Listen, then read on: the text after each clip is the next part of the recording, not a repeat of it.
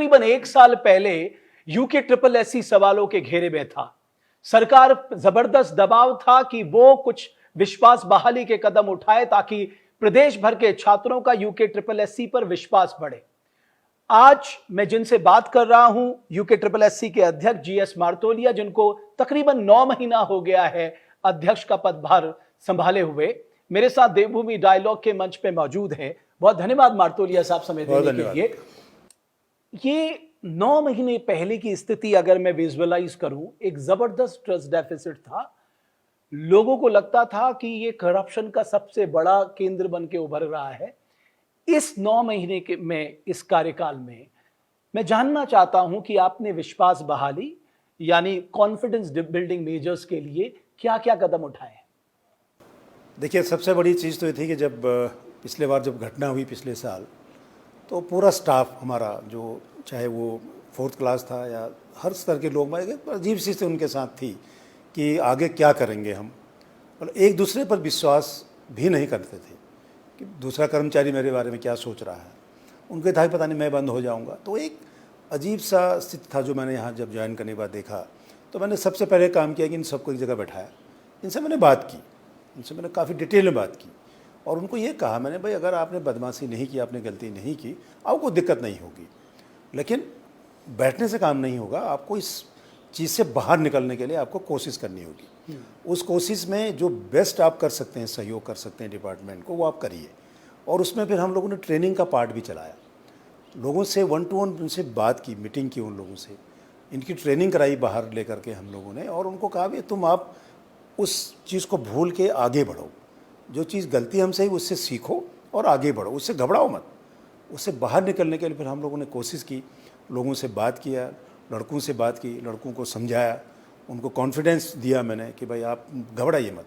लेकिन धीरे धीरे धीरे हमारे लोगों में एक कॉन्फिडेंस आने लगा कि हाँ, अगर हम गलत नहीं है, सही काम करेंगे तो हम आगे भी अच्छा काम करने की कोशिश करेंगे, हमें दिक्कत नहीं होगी। और लड़कों में धीरे धीरे एक तरफ से कॉन्फिडेंस बिल्डिंग का काम शुरुआत मैंने यहाँ से शुरुआत की। मैं देख रहा था स्नातक स्तरीय परीक्षा में आपने रिकॉर्ड समय में रिजल्ट जारी किया, तो इस पे मैं 2-3 बातें समझ रहा था। क्या ये डुएबल था जो पहले नहीं किया जा रहा था? दूसरा, क्या आप किसी तरह के दबाव में थे कि साहब पहले के जो एक्सपीरियंसेस रहे हैं वो बहुत ही ख़राब रहे हैं? और तीसरा जो बड़ा मुद्दा था कि आप किसी तरह का रिस्क नहीं लेना चाहते थे, आप चाहते थे कि साहब कोई सवाल ना उठाए यूके ट्रिपल एससी पे इस एग्ज़ाम को लेके। देखिए, हमारे गुरु थे, अभी हैं, रिटायर हो गए, आईजी थे हमारे, एलपी मिश्रा जी, जिनको हम बहुत आदर्श मानते हैं। पुलिस की शुरुआती नौकरी मुरादाबाद उनके साथ रहा। तो वो एक चीज़ कहा करते थे बार बार कि भाई कोई चीज़ अगर आप रखेंगे पेंडिंग अपने पास तो वो गंधियाएगा, ये शब्द यूज़ करते थे, मतलब सड़ेगा, और जितना रखोगे उतना सड़ेगा, उतनी ही उससे बदबू आएगी और उससे करप्शन के चांसेस बढ़ेंगे। वो ये कहते थे बार बार, जो आपके पास है, जो चीज़ें आप निपटा सकते हैं, उसको तत्काल ख़त्म करिए, उसका परिणाम तक पहुंच जाइए आप। देखिए, जब टोटल एग्ज़ाम आपका कंप्यूटराइज है, मैनुअल कुछ नहीं होना हुआ, तो वो आप 1 महीने में भी कर सकते हैं, 10 दिन में भी कर सकते हैं, आप चाहे तो उसको 4 महीने ना करें।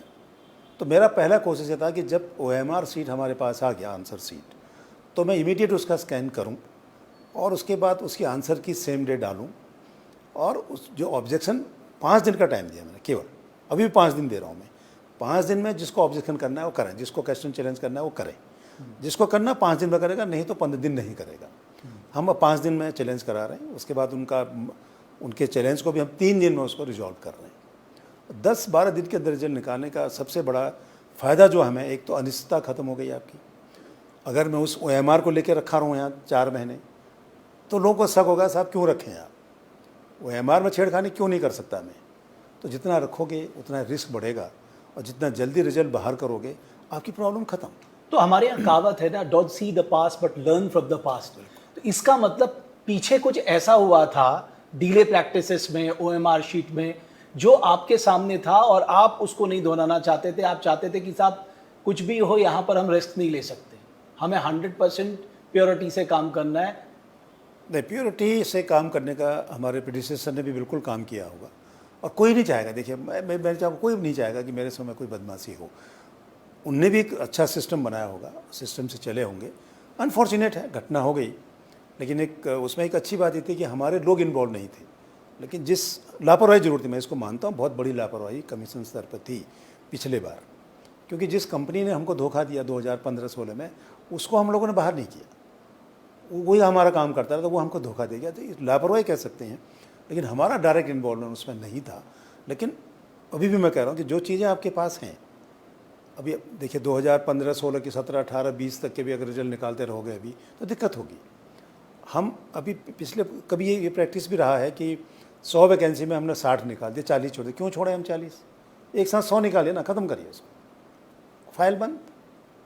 अब हम ये कर रहे हैं कि जैसे हमारे पास 500 वैकेंसी है, तो 500 का एक साथ रिजल्ट बाहर, और 10, 12, 15 दिन के भीतर मैं उसको रिजल्ट तैयार करके रिकमेंडेशन कंसर्निंग डिपार्टमेंट को भेज रहा हूँ। उसके बाद फाइल बंद होगी सर। फाइल तभी खुलेगी कोई कोर्ट चैलेंज करेंगे, अदरवाइज फाइल बंद। मैं उस फाइल को दोबारा नहीं छोड़ूंगा। जिसका रिजल्ट बाहर चला गया, रिजल्ट मैंने रिकमेंडेशन भेज दी, उस पर फिर कोई चर्चा नहीं होगी और वो फाइल वहीं बंद होगी। अदरवाइज देखिए, अगर मैं उस फाइल को चलाता रहूँगा ना, तो उसका कोई अनएंडिंग प्रोसेस है। आज एक लड़का निकालूंगा, कल 2 निकालूंगा, फिर वहाँ भी बदमाशी होती है फिर। तो वो सिस्टम जहाँ जहाँ पर इस तरह के चांसेस थे, ऑलमोस्ट करीब करीब मैं उनको बंद करने। आपने 2 बहुत इंपॉर्टेंट बिंदु बोले। आपने कहा कि यहाँ के लोग इन्वॉल्व नहीं थे, लेकिन घोर लापरवाही थी और लापरवाही के कारण ये हुआ। दूसरा, आपने कहा कि 2015-16 में जो गड़बड़ी हुई थी, उसमें जिस एजेंसी को आपको हटाना चाहिए था, उसे नहीं हटाया गया। मेरा आपसे काउंटर सवाल है, उस एजेंसी ने उसके बाद 50 से ज़्यादा एग्जाम कराए, तो जाहिर है इन्वेस्टिगेशन तो 4-5 में चल रहा है। उसने इतने सारे एग्जाम कराए, इसकी क्या गारंटी है कि वो जो एग्जाम हुए होंगे उसमें गड़बड़ी नहीं होंगी? इसका मतलब ब्लैक शिप आज भी हमारे सिस्टम में बैठे हुए हैं, जो तिल तिल हमारे उत्तराखंड को खा रहे होंगे। देखिए, बहुत डिटेल जो इन्वेस्टिगेशन अभी चल रही है हमारी, उसमें पुराने एग्जामों पर ऐसी बात आई नहीं। 15-16 में आई थी, सेम कंपनी थी, बीच में नहीं आई। अब देखिए, संभावनाओं पर तो कभी इनकार नहीं कर सकते, लेकिन हाँ, मेरा ये मानना है, जिस आदमी ने जहाँ बदमाशी की, वहाँ उसको वहीं पनिश हो जाना चाहिए था। उसको वहीं अगर ब्लैकलिस्ट करते हैं हम लोग, तो हमारी प्रॉब्लम ये आगे नहीं बढ़ती। हम जैसे अभी हमारे यहाँ NSEIT वाला, NSEIT करके है हमारा, स्टॉक एक्सचेंज इंफॉर्मेशन टेक्नोलॉजी वाले हैं, उन्होंने हमारा बंदरों का एग्ज़ाम किया था जिसमें नकल हुई, उसको भी हम अपने यहाँ से हटा रहे हैं। वैसे सेमी गवर्नमेंट है वो, नेशनल स्टॉक एक्सचेंज वाला, हम उसको भी बाहर कर रहे हैं अपने यहाँ से। तो जहाँ पर किसी कंपनी ने थोड़ा सा भी बदमाशी कर लिया, तो हमारा तो पूरा सिस्टम फेल हो जाएगा। तो हम उसको भी ब्लैक लिस्ट, मतलब हमारे यहाँ से उसको हम पैनल से उसको हटा रहे हैं।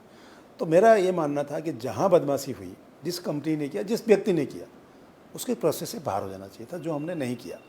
और उसका एक परिणाम बहुत दुखद रहा, जो इतनी भर्तियों में गड़बड़ी हुई और उत्तराखंड के युवाओं के साथ नुकसान हुआ, उत्तराखंड की गवर्नमेंट की छवि खराब हुई, इवन इंडिविजुअल ऑफिसर जो हम रहे, मौजूद रहे, उनको दिक्कत हुई।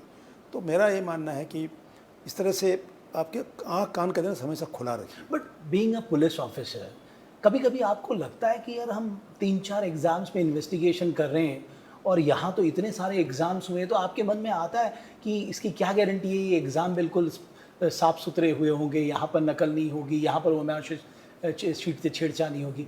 कभी आपको नहीं लगता कि इनको भी कहीं ना कहीं दायरे पर लाना चाहिए? एक बार देख तो ले, कहीं ऐसा तो नहीं कि गलत लोग जो हैं सिस्टम पे बैठे हैं और ईमानदार लोग सड़कों पे धूल फांक रहे हैं? और वो देखिए, कभी बात चर्चाएँ होती है, जैसे पुलिस के दरोगाओं पर चर्चा हुई, 15 यूनिवर्सिटी ने किया। IIT रुड़की ने हमारे एग्ज़ाम कराए 2002 में, सब इंस्पेक्टर, वो CBI की इंक्वायरी में चला गया, उसमें DG हटे, एक ADG जेल भी गए। पंतनगर ने किया, वो भी हमारा इंक्वायरी चली, विजिलेंस वाले कर रहे हैं। और संभावनाएं सब कुछ हैं, लेकिन कॉन्क्रीट एविडेंस मिले तभी आगे कुछ बात हो सकती है। अदरवाइज आधी अधूरी ज्ञान से ना जैसे नुकसान होता है, तो उससे फिर दिक्कत बढ़ती है। हम आप अनिश्चितता होगी, एविडेंस मिलेगा नहीं आपको, तो डिटेल में जांच करने के लिए तो खैर को सिस्टम बने, वो अलग बात है।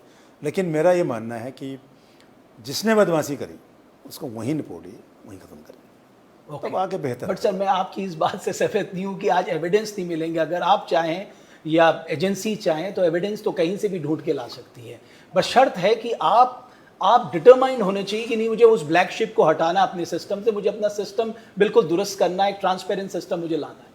देखिए, मैं वही, अभी जो इन्वेस्टिगेशन चल रहा है, SIT कर रही है, हरिद्वार की SIT कर रही है, दोनों पर तफ्तीश कर रहे हैं। इनसे मैं काफ़ी डिटेल में चर्चा करता रहता हूँ, क्योंकि पुलिस वाला रहा हूँ मैं, तो मैं हर आदमी को शक की दिशा से देखता हूँ। तो मैं डिटेल में बात करता हूँ, इसका ये था तो ये क्यों था, ऐसा क्यों नहीं हुआ था, ऐसा क्यों नहीं हुआ। और एसआईटी यहाँ की बहुत अच्छा इन्वेस्टिगेशन कर रही है हमारे 3-4 मुकदमे में। मैंने बल्कि उनसे कहा कि और में चर्चा करो। वो लोग एक लाइन आगे स्टेप बढ़ के आगे काम भी करते हैं। जो लड़के इसमें शक के दायरे में थे उनका डिटेल वो निकालते रहते, किस किस से आपके संपर्क में था। अभी पिछले वाले स्नातक स्तरीय एग्ज़ाम में हमको डाउट हुआ 2 आदमी पे, एक जिला पंचायत में जेई था और एक लड़का और था।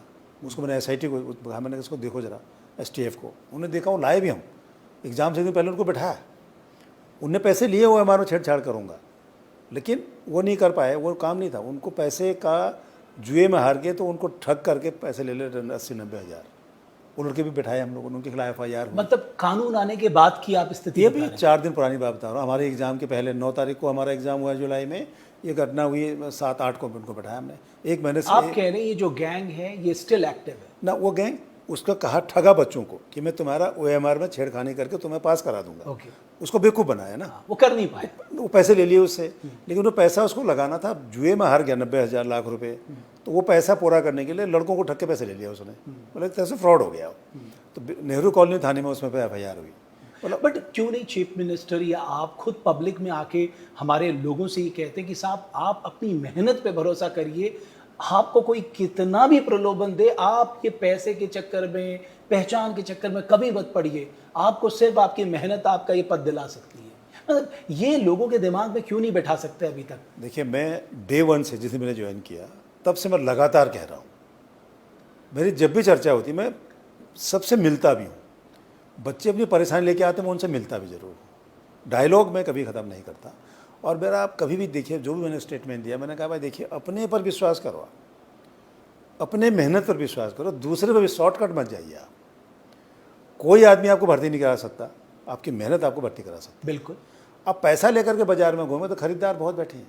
अब आपके देखिए, केवल OMR में तुम्हारा छेड़खानी करके तुम्हें भर्ती करा दूंगा, पैसे ले गए ना, उसको लगा दिया जुए में। अब बच्चों के तो दिमाग में आना चाहिए। देखिए, मैं उन बच्चों के साथ मेरी सिंपैथी है जिन्होंने 15-15 लाख दे करके, जिन्होंने एग्ज़ाम नकल करने की कोशिश की। आज वो कुछ जेल में हैं, कुछ डिबार हो गए और भविष्य में भर्ती नहीं हो पाएंगे। उन्हें घर बार बेच के पैसे ले लिए, वो ख़त्म हो गया ना। तो मत करिए, विश्वास अपने आप पर करिए, हम पर करिए ना। हम आपको विश्वास दिला रहे हैं कि आपके मेहनत के हिसाब से हम आपको परिणाम देंगे। आप शॉर्टकट बिल्कुल मत जाइए। कोई आदमी आपको भर्ती नहीं करा सकता सिवाय आपके मेहनत के। तो मेहनत करो। मैं बार बार हर बच्चों से कहता हूँ, हर बच्चों से कहता हूँ। देखिए, कुछ ऐसा ग्रुप भी है, देखिए अभी एक हमारे यहाँ क्या किया कि 2 कोचिंग सेंटर हैं। स्नातक स्तरीय में उन लोगों ने क्या किया कि 3 बच्चों के नाम रखे और सोशल मीडिया में डाला कि साहब जगदीश सिंह सन ऑफ कुंदन सिंह के पटवारी एग्जाम में 16 नंबर थे, यहाँ टॉप 5 में कैसे आ गया। और यू इन्वेस्टिगेट, आपने इन्वेस्टिगेट किया, हमने वो गलत किया, निकली गलत सारी। अब देखिए, इस तरह की चीज़ों को बट वो आपने कहा 2 कोचिंग सेंटर इसमें, हाँ, ये तो आप उनके खिलाफ कड़ी कार्रवाई करें। FIR हो रही है, हमने भेज दिया है, FIR होगी। हम देखिए, मैं बदमाशों को बख्शने के मूड में नहीं हूँ। जो आदमी र्यूमर फैला करके चीज़ों को ख़राब करेंगे, उनको बख्श करने के मूड में नहीं हूँ। लेकिन मैं उनके साथ हमेशा खड़ा हूँ। जो ईमानदारी से अपना काम करें, मेहनत से अपना काम करें, उनके लिए मैं सारे सिस्टम को बढ़िया कर सकता हूँ। ओके, मार्तोलिया साहब, मैं कोचिंग सेंटर के रोल में भी आऊँगा और किस तरह से कोचिंग सेंटर का जाल फैल रहा है उत्तराखंड में मैं देख रहा हूँ, तो उस पर भी मैं आऊँगा। लेकिन मैं देख रहा हूँ कि पेंडेंसी, सपोज 100 पोस्ट के लिए आपको कहा गया कि आप चयनित करिए, 70 को आप ज्वाइन करा दे रहे हैं, 30 या 20 को आप छोड़ दे रहे हैं। नाउ दिस पेंडेंसी, आपको लगता है कि ये पेंडेंसी को तत्काल खत्म करना चाहिए? बिकॉज अगेन आप एक रूट खोल रहे हैं, वो भागेगा, वो तमाम तरह के हथकंडे अपनाएगा, अल्टीमेटली उसे जॉब चाहिए। आपको लगता है कि इसको बहुत स्पष्टता से हमारी सरकार को देखना चाहिए कि भाई ये स्पष्ट होना चाहिए, अगर 100 तो 100, पेंडेंसी नहीं रहनी चाहिए? सरकार का इसमें डायरेक्ट इन्वॉल्वमेंट नहीं हुआ। सरकार, गवर्नमेंट ने, डिपार्टमेंट ने आपको भेज दिया कि आपको इतने आदमी भर्ती करने हैं और उतने भर्ती करके भेज दो, ये होना चाहिए। हम पेंडेंट नहीं रखेंगे, कोई वेटिंग लिस्ट नहीं निकालेंगे। जहाँ सिस्टम वहाँ निकालेंगे, जहाँ नया नहीं निकालेंगे। मैं जब ज्वाइन किया मैंने, तो हमारे पास 12 एग्ज़ाम थे। 12 एग्ज़ाम में 3 में तो FIR हो गई थी।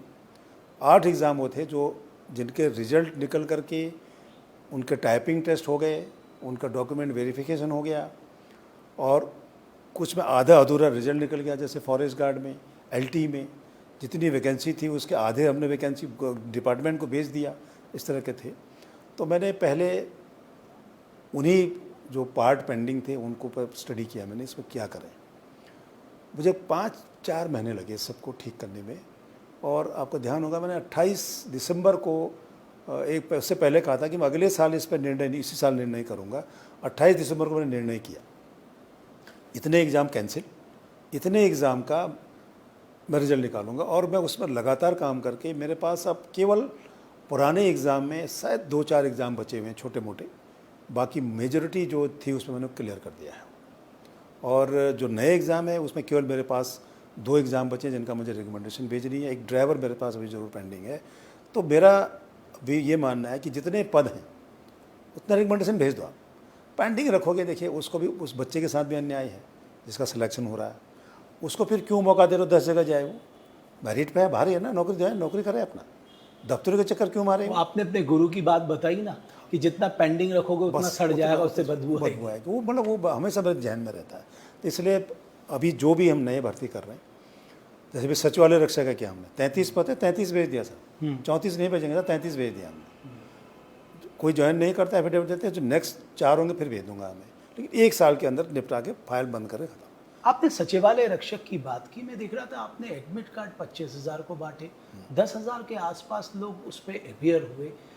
आपने कहा कि आपने बहुत सारे बदलाव किए, तो अभी भी मुझे एक ट्रस्ट डेफिसिट दिखाई दे रहा। 25,000 एडमिट कार्ड देना, 10,000 लोगों का अपियर होना, तो ये इतना बड़ा गैप क्यों है? रीजंस क्या है इसके? रीजंस मैं बताता हूँ। देखिए, पिछले 2020, 18, 19, 20, 21, 22, 4-5 साल के एग्ज़ाम है ये सारे। 5 साल तक, 3 साल तक हम घूमते रहे, कभी FIR हो गई, कभी नकल हो गई। इसमें आधे, अभी आप देखिए जो बच्चे हम ज्वाइन करा रहे हैं, इसमें 50% बच्चे ज्वाइन करेंगे, 50% नहीं करेंगे, क्योंकि उनकी नौकरी दूसरी जगह मिल गई, उनको नौकरी कर चुके लड़के। और ओवरऑल देखो आप, पूरे पिछले जब से ये बना है 2013-14 में, कहीं 14 बना था ये, अब एवरेज देखेंगे तो 48% से ऊपर अटेंडेंस कभी नहीं होती। ओके, नॉर्मल प्रैक्टिस है ये। और हमारे रिजल्ट निकालने से पहले पब्लिक सर्विस कमीशन 2 रिजल्ट निकाल चुका था, तो लड़के वहाँ चले गए। पता लगता है लड़के, अभी जो हमारे यहाँ DV हो रही थी अभी कन्या सहायक की, वो आधे बच्चे इसमें निकले हुए हैं हमारे इसमें स्नातक स्तरीय में। और जब इसका रिजल्ट निकलेगा तो लड़के यहाँ आएंगे, बेटर पोस्ट होगी तो वहाँ वैकेंसी हो गई। तो अटेंडेंस 48 से 50% के बीच ही हमेशा रहा है। और उसका बहुत बड़ा कारण देखिए, पद 33 पद हैं। अब आप 25,000 अप्लाई किया, 40,000 अप्लाई किया, वो अलग बात होगी, पोस्ट 33 हुई। अब सिंपल मान के चलो, जिनको डिबार किया 18 लोग कोर्ट में गए, उन लोगों ने खर्च करके वकील किया करके वकील गए, परमिशन लेके आए। 18 को बैठना चाहिए ना मेरे हिसाब से, क्योंकि आप कंटेस्ट कर रहे, कोर्ट में लड़ रहे हो, हमको अन्याय किया आपने। केवल 4 बच्चे बैठे, 14 एब्सेंट हो गए और 4 फेल हो गए वो। तो इतना मेहनत करके भी लड़का बैठ नहीं रहा है, खुद कोशिश कर रहा है कि मुझे बैठने तो, कोर्ट कह रही है आप बैठाओ इसको, नहीं आ रहा है वो। तो पद का भी हो सकता है, दूसरी जगह उसका नौकरी भी हो सकती है, ये सब चीज़ें हो सकती हैं। ओके, आपने डिबार्ड स्टूडेंट्स की बात की।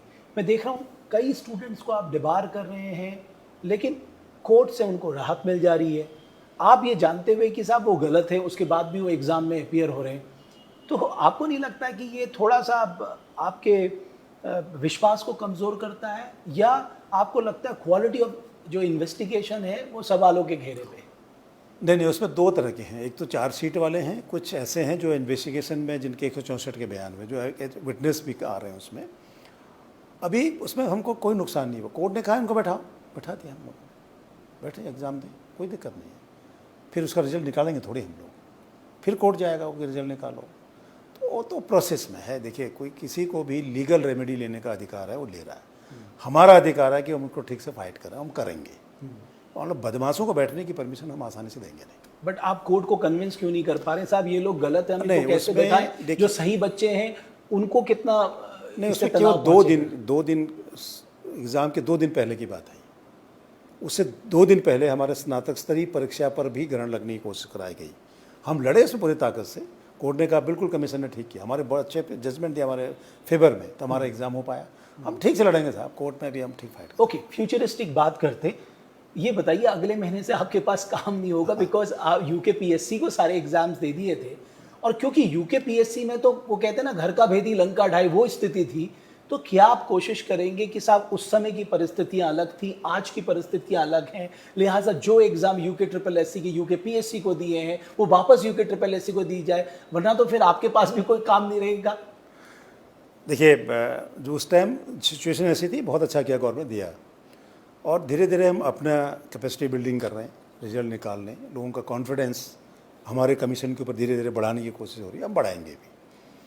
और देखिए, खाली तो नहीं, मतलब अगर हमको उस बीच कोई काम नहीं हुआ तो अपने इंटरनल सिस्टम को और अच्छा करेंगे हम लोग। आजकल मैं नियम कानून को पढ़ रहा हूँ, डेली हमारे प्रेजेंटेशन होता है कि कैसे चीज़ों को और बढ़िया किया जाए, कहाँ कहाँ हमको समय, उस पर हम काम कर रहे हैं, इंटरनल चीज़ें कर रहे हैं। पहले लिए हमने गवर्नमेंट को एक रिक्वेस्ट भेज दिया है कि हमने अपने पुराने पार्ट पेंडिंग काम करीब करीब हमारे समाप्ति पर है, और हम अपने इस हमारी कैपेसिटी अब इस लायक है कि हम आगे के एग्ज़ाम अच्छा करेंगे, अच्छा किया हमने, आगे भी अच्छा करेंगे। तो वो अमेंडमेंट करके हमारा जो मैंडेट है वो हमको वापस करो, हमने गवर्नमेंट से रिक्वेस्ट किया।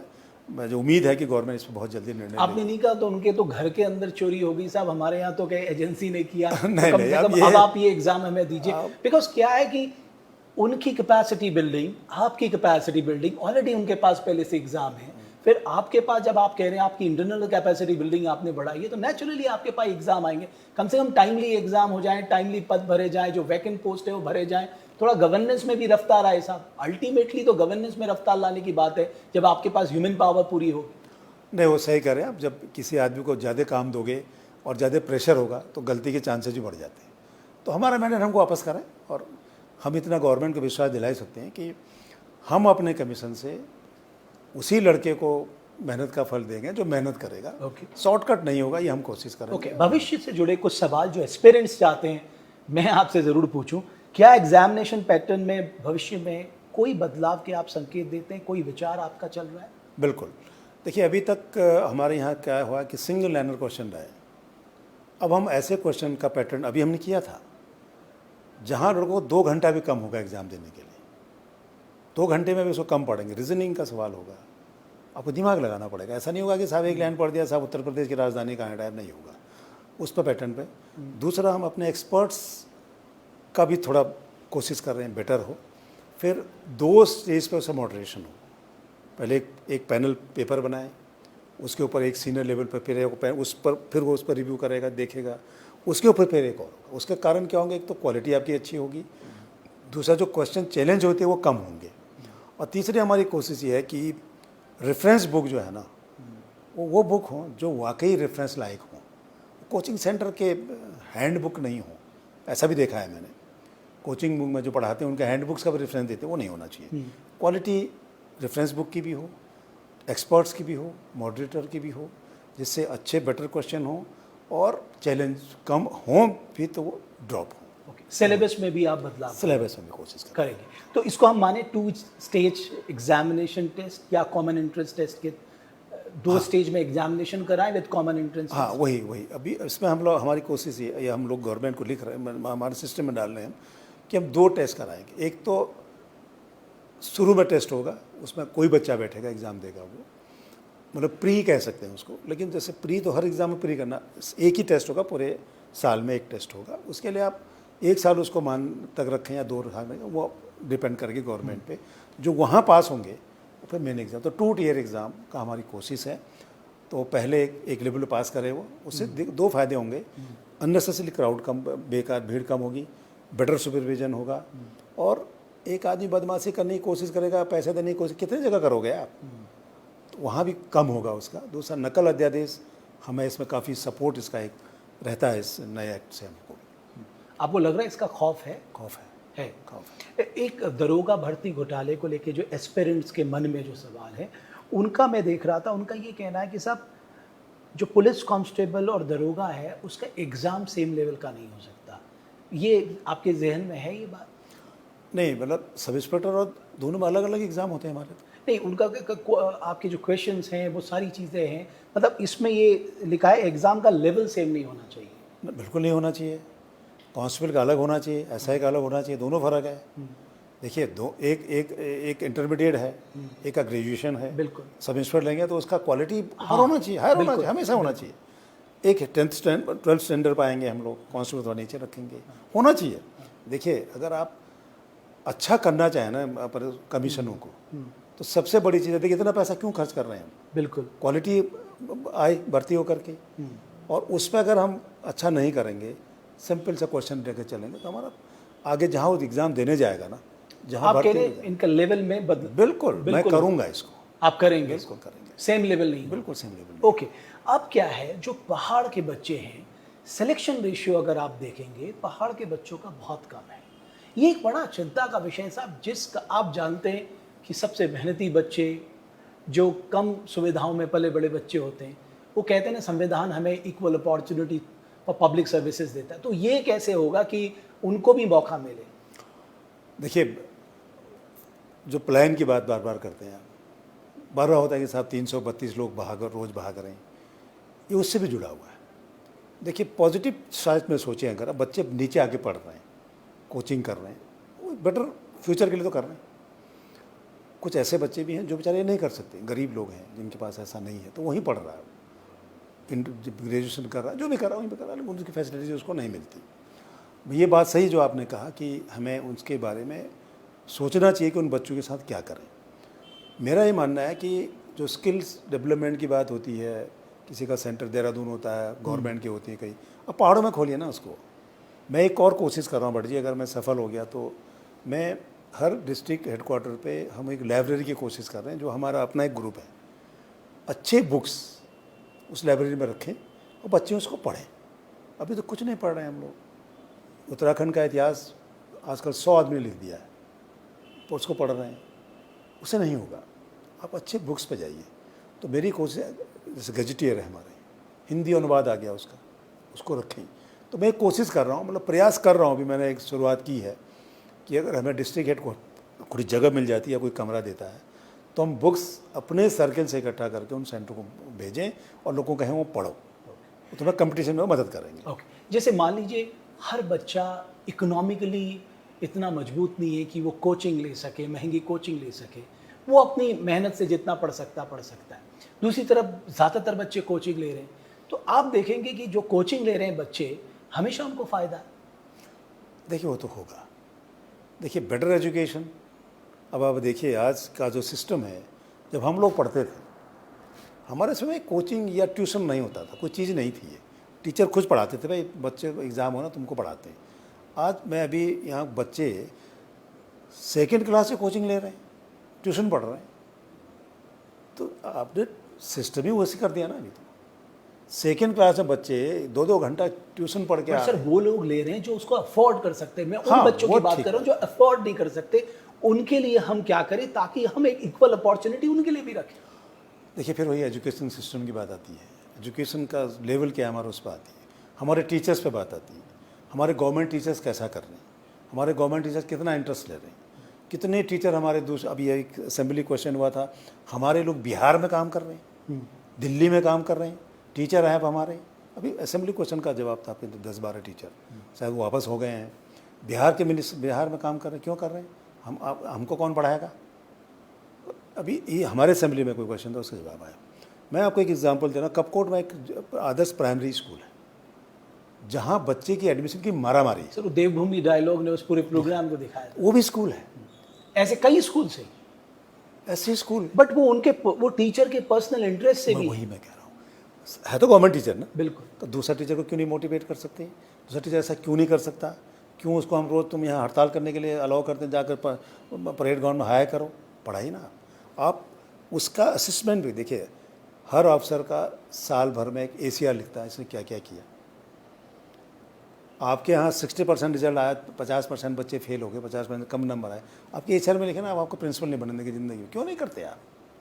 ऑडिट करिए काम का, एजुकेशन का ऑडिट करना पड़ेगा। जो हमारे टीचर हैं उनके काम का ऑडिट करो, उनको मोटिवेट करो, ये पढ़ाएं, बच्चों में दिलचस्पी रखें, तो वो तभी होगा। मुझे लगता है किसी भी गवर्नमेंट का जो सबसे बड़ा योगदान हो सकता है वो हो सकता है आप अपने बच्चों को वेल क्वालिफाइड क्वालिटी एजुकेशन दीजिए, बस यही हो सकता है। सर एक और बड़ी दिक्कत जो मैं देख रहा हूँ अब उत्तराखंड में मुझे दिखने लगी, वो है कोचिंग सेंटरों का बिल्कुल धड़ल्ले से खुलना और गली गली में कोचिंग सेंटर खुल रहे हैं, जहां पर उन्हें लग रहा है कि अफोर्ड कर सकते हैं लोग, वहां पर कोचिंग सेंटर खुल रहे हैं। आपको लगता है खुले, उसमें कोई दिक्कत नहीं है, लेकिन कुछ नियम कायदे कानून सरकार को बनाने चाहिए, ना सिर्फ बनाने चाहिए, चेक भी रखना चाहिए। नहीं, इस पर काम हो रहा है, इस पर काम हो रहा है। कोचिंग सेंटर्स के लिए रेगुलेशन क्या होंगे, डूज एंड डोंट्स तो होने सब बन रहा है, एक्ट बन रहा है हमारे पास, उस पर काम चल रहा है। अभी कई स्टेट का उसका स्टडी किया गया, तो बिल्कुल होना चाहिए। जो खुद बच्चे निकल नहीं रहे वो कोचिंग सेंटर चला रहे हैं। अभी हमारे यही हुआ है, जो कभी एग्ज़ाम में पास नहीं हुआ किसी क्लरिकल एग्ज़ाम में, वो कोचिंग सेंटर चला रहा है, मैं तुमको दरोगा बनाऊंगा, तुम्हें फलाना बनाऊंगा। यानी जिस एग्जाम में मैं ही पास नहीं हो, मैं तुम्हें उस एग्जाम में पास तो कराऊं। वो तो हमारा लेवल है, तो उसके रेगुलेशन बन रहे हैं और बहुत जल्दी शायद ये अप्रूव होगा और उससे एक रेगुलेशन बनेगा, तथा इन पर भी अंकुश लगे। अंकुश लगना बहुत ज़रूरी है इन पर। ओके, मैंने सुना आप कई स्टेट में गए, वहाँ की बेस्ट प्रैक्टिसेस देखने गए, आपका अनुभव क्या रहा? कोई ऐसा स्टेट आपको मिला जो फुल प्रूफ है, जिसकी प्रैक्टिसेस बहुत अच्छी है, जिसको आप यहाँ UKSSC में रेप्लिकेट करना चाहते हैं? हाँ, मतलब देखिए, हमें हरियाणा बहुत अच्छा मिला, हमें यूपी बहुत अच्छा मिला। यूपी में बहुत बदमाशी पहले बहुत हुई, बहुत अच्छा। अभी पालीवाल साहब ने फिर कुछ स्टडी किया, उस पर भी मैं पढ़ के आया था। अभी हरियाणा बहुत ख़राब रहा शुरू में, कई लोग जेल, इवन मुख्यमंत्री तक भी जेल गए, वहाँ सिस्टम बहुत अच्छा हो गया है। तो सारे स्टडी जो उनके अच्छे प्रैक्टिसेस हैं, उसको मैंने अपने यहाँ के नियम कानून में डाल रहा हूँ और उसको हम करेंगे। और भी मैं अभी और कोशिश करूँगा, जैसे आपने कहा ना कि जुलाई अगस्त के पास बहुत ज़्यादा रिक्रूटमेंट नहीं अगर आपके पास होगा, तो उस पर मैं ये काम करूँगा। और जो अच्छी प्रैक्टिसेस हैं उसको फिर एक और मेरा और प्लान है, अगस्त लास्ट वीक में मैं एक सेमिनार कर रहा हूँ 3 या 4 दिन का, जिसमें मैं प्रेस के लोगों को एक दिन पूरा सेशन उनके साथ, इवन स्टूडेंट जो तैयारी कर रहे हैं, प्लस जो बेरोजगार संघ हैं उनका सेशन, फिर एक दिन एक्सपर्ट्स का, एक दिन जो हमारे को रिटायर्ड ऑफिसर्स रहे हों डिफरेंट कमीशनों में उनका, और एक वो गवर्नमेंट सर्वेंट, गवर्नमेंट डिपार्टमेंट जहाँ मैं भर्ती करके भेजता हूँ, वो क्या चाहते हैं हमसे, किस तरह का, जो लड़के आपके पास गए वो किस तरह के आए और हमसे आगे क्या चाहते हैं कि इनका और बेटर हो उनकी। और इवन जो ग्राम पंचायत सेक्रेटरी होता है आपका, जो आजकल ग्राम प्रधानों के साथ काम करते हैं, हर ब्लॉक से 2-2 प्रतिनिधि, एक BDC मेंबर, एक जिला पंचायत मेंबर, उनका सेमिनार। तो मेरा 3-4 दिन का एक प्रोग्राम मंथन करके मैं बना रहा हूँ इसको। तो सबसे बात करूँगा कि भाई क्या हो रहा है फील्ड में, तो उसका एक मंथन करके, तो जो अच्छी चीज़ें निकलेंगी उसको फिर मैं उसको अडॉप्ट करूँगा, उसे आप अडॉप्ट करेंगे। आज आप ये कह रहे हैं कि UKSSC में किसी तरह का पॉलिटिकल इंटरफेरेंस नहीं है, UKSSC के ऊपर किसी तरह का कोई दबाव नहीं है, और UKSSC बहुत ही पारदर्शिता के साथ काम कर रहा है, और प्रदेश भर के जो स्टूडेंट्स अपीयर करते हैं यहाँ पर विभिन्न एग्जामों में, वो विश्वास करें UKSSC में कि साहब हम 100% ट्रांसपेरेंसी से काम कर रहे हैं। बिल्कुल। मैं बिल्कुल एक दावे से कह सकता हूँ, मतलब मैं बिल्कुल दावे से कह सकता हूँ कि SSC किसी प्रेशर में काम नहीं करेगी, कभी नहीं, चाहे किसी लेवल पर हो। और मेरा कोशिश एक ही होगा कि जो बेस्ट बच्चे हैं, जो पढ़ रहे हैं, मेहनत कर रहे हैं, और बेस्ट बच्चे चुन करके डिपार्टमेंट में जाएं, जिससे वो बढ़िया काम करें। देखिए, जो आदमी भर्ती करोगे 60 साल तक आपका नौकरी करेगा, अगर वो अच्छा लड़का जाएगा तो वो डिलीवरी अच्छा देगा, पब्लिक के बीच में अच्छा काम करेगा, और हमारा भी इमेज को ठीक करेगा। वो कहेगा अच्छा, अच्छे लड़के चुन के आ रहे हैं, ये मेरा प्रयास है, और ये प्रयास हमारा हमेशा रहेगा, और इसी लाइन पर हम काम करेंगे। बच्चों से मेरा एक ही है, केवल अपने पर विश्वास करो, अफवाहों पर ध्यान मत दो। कोई आपको भर्ती नहीं करा सकता, केवल आपकी मेहनत, आपका प्रयास, वो आपको सफल कराएगा, और कुछ नहीं, शॉर्टकट कहीं नहीं। एक और जो मैं सुझाव भी कह सकता हूँ कि मान लीजिए आपने कहा डूज एंड डोंट्स आप बना रहे हैं कोचिंग सेंटर्स के लिए, क्यों नहीं इस तरह की व्यवस्था की जाए कि जब ये जो कोचिंग सेंटर हैं, आफ्टर ऑल वो प्रॉफिट कमाने के लिए बैठे, तो कुछ मैंडेटरी ऐसा कर दिया जाए, या आप सुझाव के तौर पे दे दिया जाए कि आप इतने जो हैं गरीब बच्चों को भी अपने यहाँ पढ़ाइए और फ्री ऑफ कॉस्ट पढ़ाइए। हम क्यों नहीं इस तरह का एक मैकेनिज्म डेवलप कर सकते हैं? एक इंटर स्टेट में तो ये मैकेनिज्म हो ही सकता है, ताकि हमारे उन बच्चों को भी कोचिंग मिल जाए। मेरा ऑब्जेक्टिव ये है कि वो पहाड़ के बच्चे जो गरीब हैं, जो इस पद के हकदार हैं, मैं सही मायने में सोचता हूँ, उनको ये मौका मिल जाए। अब इसके लिए बहुत फोर्स तो नहीं किया जा सकता, लेकिन कोचिंग सेंटर को खुद सोचना चाहिए, करें, आगे आए ना, वो आगे बढ़ो, आप करो कि मैं बच्चों को पढ़ाऊँगा, मैं EWS को पढ़ाऊँगा, मैं BPL को पढ़ाऊँगा, पढ़ाइए ना 10 बच्चों को, क्या दिक्कत है? उनको खुद आगे आए। हाँ, हम लोग उनसे कह सकते हैं कि इसको मतलब ये एक व्यवस्था तो आपका संकेत ही बहुत है। हाँ, अगर इस तरह का संकेत जब आप एक खोल रहे हैं, हाँ। आप इस बात का ध्यान हाँ, रखिए हमारे उनको बच्चों को भी देखिए, मौका बिल्कुल दें। बिल्कुल ठीक बात है। कोशिश करेंगे उनसे बात करें भाई, कभी उनसे भी कोचिंग सेंटर से बात कर सकते हैं, आ जाओ तुम बताओ तुम कर क्या रहे हो, उनसे भी बात करें वो क्या चाह रहे हैं, क्या हो रहा है उनके यहाँ। देखिए कई बार ऐसा होता है, देखिए हमारे जैसे अभी आपने कहा ना कि एग्ज़ाम का पैटर्न, एग्ज़ाम के क्वेश्चन, कई बार क्या होता है कि आजकल आप गूगल पे जाओगे ना, हज़ारों लाखों क्वेश्चन मिलेंगे आपको। तो मैंने आपको एक्सपर्ट बना दिया, आपको टाइम है नहीं, उन्हें गूगल से 25 उठा कर भेज दिया मेरे पास। अब वो जब पेपर आता है ना तो फिर वो उस पर शक होता है, देखिए साहब ये फ़लाने कोचिंग सेंटर में पढ़ाया गया, देखिए साहब इसमें मात्रा का भी फ़र्क नहीं है, तो उसमें फिर वो हमारी प्रॉब्लम होती है। तो इसलिए हम लोग एक्सपर्ट वो रखें जो नेट के भरोसे जिंदा न रहे। ऑब्वियसली आपको सोर्स तो दिखाना होगा कि वो सोर्स क्या है, कहाँ से आपने वो इन्फॉर्मेशन। वही कोशिश हमारी है। मार्तोलिया साहब बहुत धन्यवाद। बहुत धन्यवाद। आपका आगे का कार्यकाल भी बहुत अच्छा रहे और मैं चाहता हूँ कि UKSSC अपनी साख मजबूत करे और हमारे युवाओं का जो ट्रस्ट है उस पर पूरी तरह से बना रहे। बिल्कुल हमारा वही प्रयास है। और मैं सभी से कहता हूँ जो आपको कोई तकलीफ है, कोई शक कहीं, जैसे यही कोचिंग सेंटर वाला जो इसमें FIR की नौबत आ गई, ये हमारे कमीशन आते हमें बताते कि साहब हमें ये संशय है, आप क्लियर करो, हम करते, खत्म हो जाती बात। अब आज वो इसलिए परेशान है कि मेरे ख्याल FIR होगी, FIR होनी चाहिए। आप इस कोचिंग सेंटर ये कमीशन को बर्बाद थोड़ी करोगे, मैं इसको अच्छा करने की कोशिश कर रहा हूँ, आप अफवाह फैला के इसको ख़राब कर रहे हो। आप आकर के बात करो।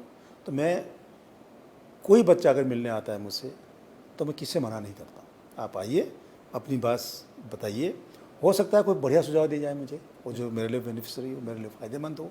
उस प्रिंसिपल के साथ मैं कोशिश कर रहा हूँ और प्रयास करूँगा कि बेहतर हो और अच्छे लड़के चुन के यहाँ से जाएँ, ये मेरा प्रयास है। चलिए बहुत धन्यवाद। तो UKSSC के चेयरमैन मेरे साथ मौजूद थे। मैंने काफ़ी सारे सवाल उनसे भविष्य को लेकर भी पूछे हैं, लेकिन अभी उनके लिए चुनौती है UKSSC की साख को मजबूत करना, इसका जो पूरा इंटरनल सिस्टम है उसे स्ट्रेंथन करना, 100% ट्रांसपेरेंसी लाना और जो एग्जाम UKPSC को चले गए वापस UKSSC में लाके उन्हें 100% ट्रांसपेरेंसी कराना।